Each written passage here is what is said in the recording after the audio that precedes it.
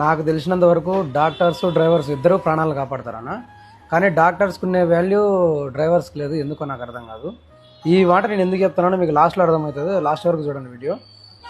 అన్న, ఒక ambulance drive చేయాలన్నా డ్రైవర్ కావాలా, ఒక ట్రాన్స్పోర్ట్ కావాలన్నా డ్రైవర్ కావాలా, ఒక ఏదన్నా కానీ ఒక పబ్లిక్ ట్రాన్స్పోర్ట్ కైనా డ్రైవర్ కావాలా. డ్రైవర్ లేకపోతే ప్రపంచం ఆగిపోతుంది అన్న. కానీ డ్రైవర్కి ఎందుకు వాల్యూ ఇవ్వట్లేదు అర్థం కావట్లేదు. అలాగని చెప్పి ఈ మధ్య బస్ యాక్సిడెంట్లు అవుతున్నాయి.